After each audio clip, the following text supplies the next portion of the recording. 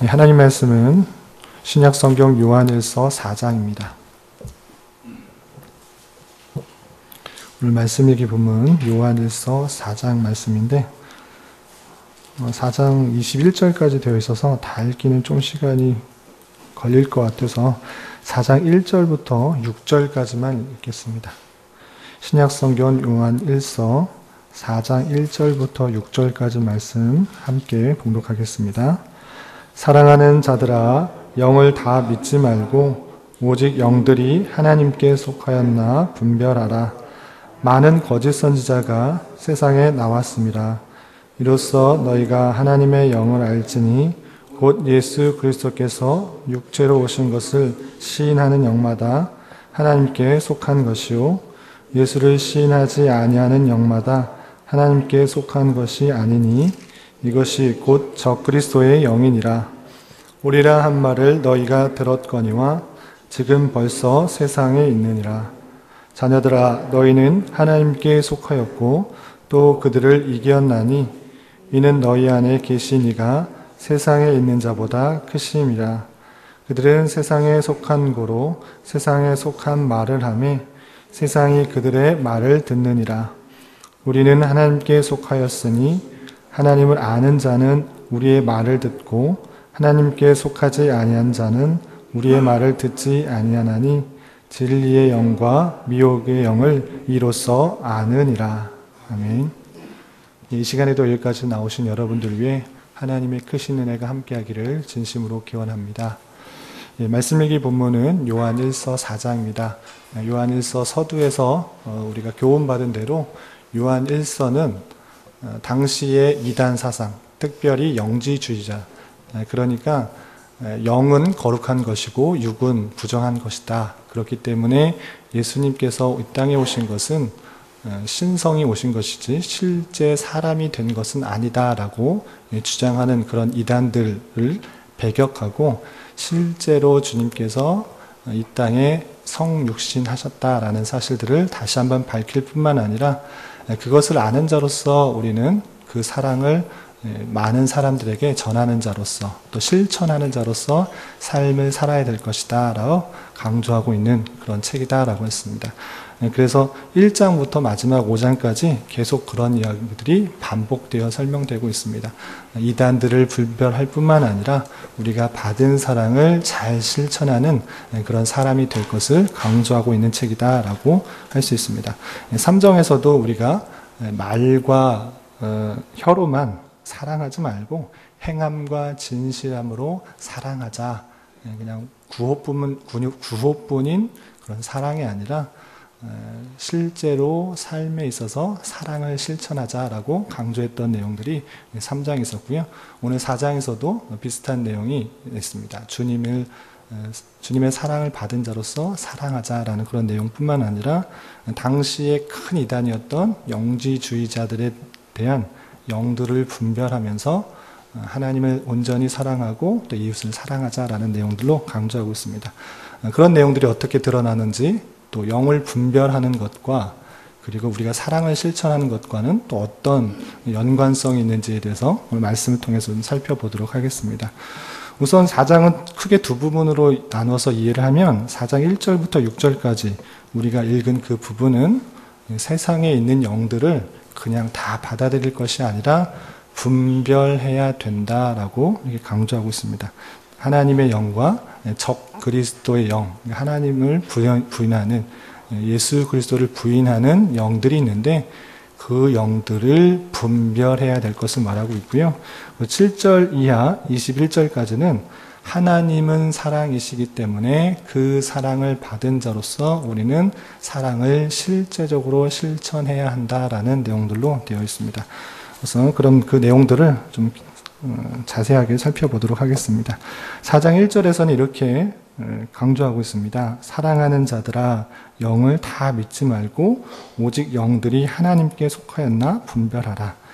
세상에 영들이 있을진데 크게 둘로 나누자면 하나님의 영을 받은 자 그리고 그렇지 않은 자, 하나님께 속한 영을 받지 않은 자로 분별할 수 있기 때문에 오직 영들이 하나님께 속하였는지 분별하는 것들이 필요하다라고 표현하고 있습니다. 왜냐하면 4장 1절 중반절이야 많은 거짓 선지자들이 세상에 나왔기 때문이다. 거짓 선지자가 하나님의 영을 받은 것 같지만 그렇지 않은 영들이 있기 때문에 분별해라. 하나님께 속한 영인지 분별해야 된다. 이렇게 표현하고 있는 것입니다. 계속해서 2절과 3절은 그럼 분별해야 되는데 어떻게 분별할 수 있는가를 설명해 주고 있습니다. 2절 3절에 이로써 너희가 하나님의 영을 알지니 곧 예수 그리스도께서 육체로 오신 것을 시인하는 영마다 하나님께 속한 것이고 3절 예수를 시인하지 아니하는 영마다 하나님께 속한 것이 아니다. 이것이 곧 적그리스도의 영이다 라고 표현하고 있습니다. 그러니까 영을 분별할 때 기준을 설명하고 있는데요. 그것은 다름 아니라 예수 그리스도께서 육체로 오신 것을 시인하는 영은 하나님께 속한 영 또는 하나님의 영을 받은 자로 표현할 수가 있고요. 그렇지 않고 예수를 시인하지 않은 자, 예수 그리스도께서 하나님이라 하나님께서 보내신 그 구세주다라는 것들을 인정하지 않는 것, 실제적으로 예수님께서 육체로 오신 것을 시인하지 않은 것은 하나님께 속한 것이 아니다라고 표현하고 있습니다. 그리고 아주 그것을 적그리스도의 영이다로 표현하고 있는 것입니다. 하나님께 속한 영이 아니면 또 적그리스도의 영일 텐데 하나님께 속한 영은 예수 그리스도를 시인하는 것, 그러니까 예수 그리스도께서 성자 하나님께서 이 땅에 육신의 모습으로, 인간의 모습으로 오신 것을 시인하는 것은 하나님께 속한 영이고요. 그렇지 않은 것은 적그리스도의 영에 속한 것이다 라고 표현하고 있습니다. 그것이 오리라 한 말을 너희가 들었거니와 적그리스도의 영이 올 것이다 라는 말을 들었거니와 지금 벌써 세상에 있다 라고 표현하고 있습니다. 그러니까 기독교의 핵심에 있어서 그 중심에 있는 것은 무엇이냐면 예수 그리스도를 어떻게 시인하느냐가 중요한 것입니다. 유일신을 믿는 사람들은 많이 있습니다. 기독교뿐만 아니라 유대인도 그렇고요, 천주교도 그렇고, 그다음에 이슬람도 한 분 신을 믿는 유일신을 믿죠. 그렇지만 기독교는 어떤 하나님을 믿는가라고 했을 때는 성자 예수님께서 실제 사람의 모습으로 이 땅에 오신 성육신을 믿는 것이고 그로 말미암아 구원을 받는다. 이것이 핵심이기 때문에 이것을 믿는 것은 하나님께 속한 영을 믿는 것이고 그렇지 않은 자는 적그리스도의 영에게 속한 것이다 라고 강조하고 있는 것입니다. 그렇기 때문에 우리는 하나님을 믿을진데 단순히 하나님을 믿는다라고 끝나는 것이 아니라 하나님께서 성자를 이 땅에 성육신해서 오신 것들을 믿는 그 믿음이 우리에게 있어야 될 것입니다.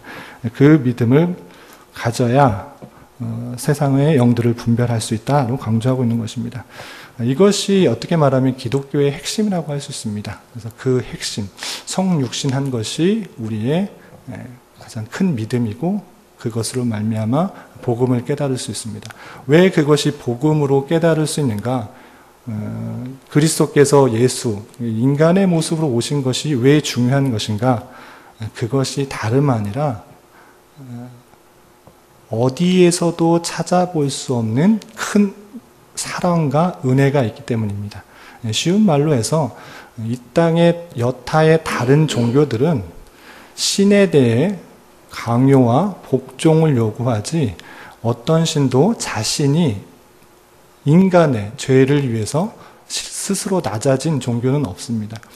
다른 종교들은 희생을 요구하고 또 섬김을 요구하고 행동을 요구하고 정성을 요구하는 것이 다른 종교의 특징입니다. 많은 정성들, 많은 수고들, 신을 감동시켜서 신에게 어떤 복이나 구원을 받을 수 있는 어떤 요건들을 얻어내지만 기독교는 그런 것이 아니라 인간들이 죄인 되었을 때 하나님께서 인간의 모습으로 스스로 낮아져서 인간의 죄를 다 대속하신 그 사랑이 있는 것입니다. 그래서 기독교의 핵심이 무엇인가? 예수 그리스도께서 이 땅에 인간의 모습으로 오셔서 우리의 인간의 모든 죄들, 하나님의 택하신 백성들의 죄를 다 사해 주셨다는 그 특징이 있는 것이 기독교인이라는 것입니다.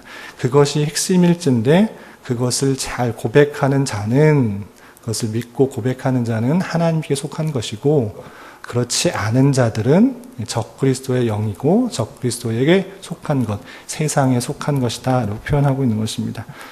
그런 것들이 계속 표현되고 있는데, 예수님께서 사람의 모습으로 온 것을, 예수 그리스도께서 육체로 오신 것을 시인하는 것의 중요성을 그 이하에 이렇게 표현하고 있습니다. 9절과 10절에 이렇게 잘 표현하고 있습니다. 왜 그것을 시인하는 것이 하나님께 속한 영인가, 하나님의 영을 받은 자인가 이렇게 표현하고 있는데요. 9절, 10절에 이렇게 표현하고 있습니다. 하나님의 사랑이 우리에게 이렇게 나타난 바 되었으니 하나님이 자기의 독생자를 세상에 보내심은 그로 말미암아 우리를 살리려 하심이라. 사랑은 여기 있으니 우리가 하나님을 사랑한 것이 아니요 하나님이 우리를 사랑하사 우리 죄를 속하기 위하여 화목제물로 그 아들을 보내셨습니다. 이것이 기독교의 핵심이라고 할 수 있습니다. 하나님의 사랑이 이 땅에 이렇게 나타난 것이다. 독생자를 이 땅에 보내주셔서 우리의 죄를 속하기 위해서 화목제물로 그 아들을 보내셨다. 독생자를 이 땅에 보내어서 화목제물로 대신 죽게 하였다라는 것을 통하여서 하나님께서 택하신 백성들을 얼마나 사랑하시는지를 잘 보여주신 것입니다. 여러분도 자녀를 길러보신 분들은 다 아시겠지만 자녀는 얼마나 가장 소중한 존재라고 할 수 있습니다. 자녀가 많은 것도 아니고 한 명 있는 것이라면 그 자녀가 더욱더 소중한 것이라 할 수 있습니다. 독생자를 이 땅에 보내셔서 화목제물로 드리셨다라는 말은 가장 큰 것, 어떠한 것도 더 줄 수 있다. 가장 사랑하는 것도 줄 수 있을 만큼 하나님의 택하신 백성을 사랑하고 있다라는 것들을 보여주는 증표라는 것입니다. 그렇기 때문에 그냥 당장에 그 사람들이 말하고 있는 예수 그리스도는 그들의 주장은 이렇습니다. 예수는 그냥 사람일진데 세례 요한으로부터 세례를 받았을 때 비둘기 같은 성령이 와서 이제 그리스도의 영이 인간 예수에게 들어갔다. 그리고 고난받았을 때 또 십자가에 달려 돌아갔을 때는 그 그리스도의 영이 떠나갔다. 고난받은 것은 그냥 인간 예수일 뿐이다라고 주장하는 그런 사람들이 있었던 것입니다. 그런 것이 아니고 잠깐의 영이 인간에게 들어온 것이 아니고 실제 사람으로 오셔서 우리의 모든 죄를 다 담당하신 것이 이 기독교의 진리고 핵심이라는 것입니다. 그런 것, 독생자를 이 땅에 보내셔서 십자가에 달려 돌아가시게 할 만큼 하나님께서 우리를 사랑하고 계시다라는 것들을 아는 것, 그것이 복음이고 우리에게 감사요 은혜이라라는 것들을 설명하는 것입니다. 그렇기 때문에 하나님께서 독생자를 주셔서 십자가에 달려 돌아가셔서 화목제물을 삼으시게 한 것만큼 우리를 사랑하는 것을 깨닫는 것, 그게 기독교의 핵심이고 그것을 알아야 할진데 그것을 아는 자로서는 어떠한 삶을 살아야 되는가 계속적으로 여러 군데 3장에서도 그렇고요, 4장에서도 그렇고 또 5장에서도 계속 설명하는 것은 무엇이냐? 서로 사랑하라라는 것입니다. 11절에 이렇게 표현하고 있습니다. 사랑하는 자들아 하나님이 이같이 우리를 사랑하셨은즉 우리도 서로 사랑하는 것이 마땅하도다. 하나님께서 우리를 얼마나 사랑하는지를 보여주셨기 때문에 그 사랑을 깨달은 자로서 우리는 마땅히 사랑하는 것, 서로를 사랑하는 것이 마땅하다라고 표현하고 있는 것입니다. 마태복음에 잘 아는 비유처럼 10,000달란트 빚을 감해준 자로서 100데나리온을 빚진 자를 당연히 용서해 주는 것이 마땅한 것입니다. 우리가 허물 많고 죄가 많고 또 여러 가지 부족한 것이 많을진데 주님께서 이러한 나도 사랑해 주셔서 십자가에 달려 돌아가셔 주심으로 말미암아 우리가 은혜로 구원을 받았다는 사실들을 아는 자로서 우리에게 대적하고 또 힘들게 하고 어렵게 하는 그런 사람들조차 용서하고 섬기고 또 따뜻하게 대해줄 수 있는 것, 그것이 마땅한 성도의 자세다. 하나님의 영을 받은 자로서 마땅한 자세다, 이렇게 표현하고 있습니다. 그런 표현들이 많이 있는데요. 강조된 몇 구절을 한번 보도록 하겠습니다. 19절에서도 우리가 사랑함은 그가 먼저 우리를 사랑하셨습니다. 우리가 사랑하는 이유, 우리가 사랑할 수 있는 이유, 또 사랑해야만 하는 이유가 무엇이냐? 19절에 그가 먼저 우리를 사랑하셨기 때문이다 라고 표현하고 있습니다. 우리 스스로의 힘으로, 우리 스스로의 노력으로 하는 것이 아니라 나 같은 사람도 하나님께 사랑하여 주셨기 때문에 이 땅에 오셨고 많은 고난을 당하셨고 십자가에 달려 돌아가셨다는 그 사실들을 아는 자로서 우리는 사랑하는 것이 마땅하다, 이렇게 표현하고 있는 것입니다. 또 7절에서도 이렇게 표현하고 있습니다. 7절.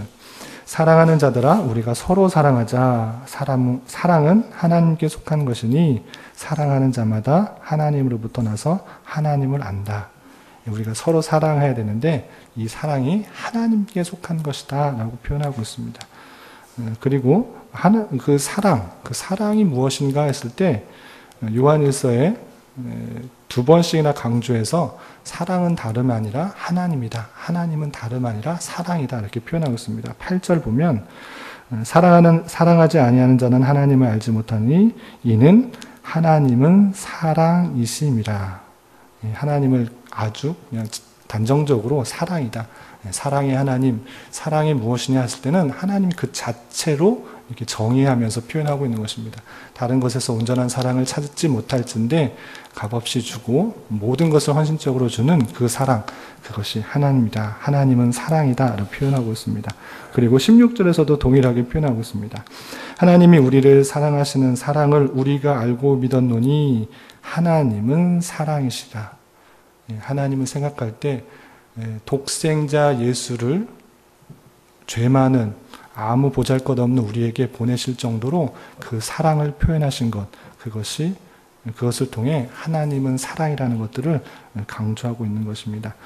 그렇기 때문에 이 사랑을 아는 자로서 우리는 어떻게 형제를 대하는가, 실제적으로도 또 구체적으로 20절과 21절에 이렇게 사랑해야 될 것을 표현하고 있습니다. 20절, 21절 보면 누구든지 하나님을 사랑하노라 하고 그 형제를 미워하면 이는 거짓말하는 자니 보는 바 그 형제를 사랑하지 아니하는 자는 보지 못하는 바 하나님을 사랑할 수 없느니라. 우리가 이 계명을 주께 받았나니 하나님을 사랑하는 자는 또한 그 형제를 사랑할지니라. 하나님을 사랑을 받았다고 하면 눈에 보이는 실제적인 우리 주변의 형제 자매를 사랑해야 될 것이다 라고 표현하고 있는 것입니다. 눈에 보이는 형제를 사랑하지 못한다고 하면 눈에 보이지 않은 바 하나님을 어떻게 사랑할 수 있는가? 눈에 보이는 실제 주변의 사람들을 섬기고 또 아끼고 잘 대접해주고 나를 낮춰주고 존중해주고 하는 그런 사랑들을 행하는 것, 그것이 실제적으로 하나님을 사랑하는 방편이다로 표현하고 있는 것입니다. 그리고 17절과 18절에는 이 사랑을 받은 자로서 어떻게 또 살아갈 수 있는지에 대해서 이렇게 강조하면서 표현하고 있습니다. 17절과 18절 제가 한번 읽어보겠습니다. 이로써 사랑이 우리에게 온전히 이루어진 것은 우리로 심판날에 담대함을 가지게 하려 함이니 주께서 그러하신 것 같이 우리도 이 세상에서 그러하니라. 사랑 안에 두려움이 없고 온전한 사랑이 두려움을 내쫓나니 두려움에는 형벌이 있음이라. 두려워한 자는 사랑 안에서 온전히 이루지 못하였느니라. 하나님께서 독생자 예수 그리스도를 이 땅에 보내어 우리를 대신하여 화목제로 제물 드려졌다는 그 사실을 아는 것, 그 사랑이 온전히 이루어졌다는 그 사실들을 아는 것, 그것은 하나님께서 우리를 주님께로 인도하는 그 날까지 언제나 붙드시고 우리의 필요를 아시고 더 많은 것들로 채워줄 수 있다. 우리를 죽는 날까지, 심판 날까지 담대하게 살 수 있다라는 것들을 보여주는 것이다로 표현하고 있는 것입니다. 그렇기 때문에 하나님의 사랑을 받은 자는 두려움이 없고 또 걱정함이 없는 것입니다. 사랑 안에 두려움이 없고 온전한 사랑이 두려움을 내쫓는다라고 표현하고 있는 것입니다.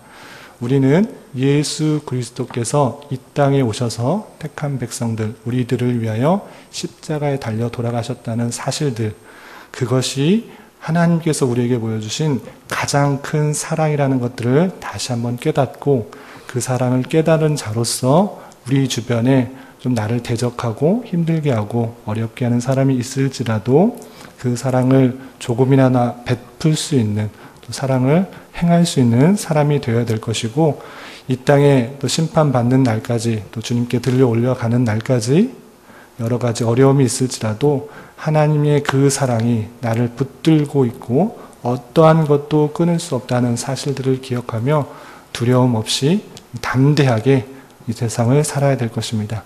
이런 삶을 살아갈 수 있는 저와 여러분이 되시기를 주님의 이름으로 부탁을 드리겠습니다.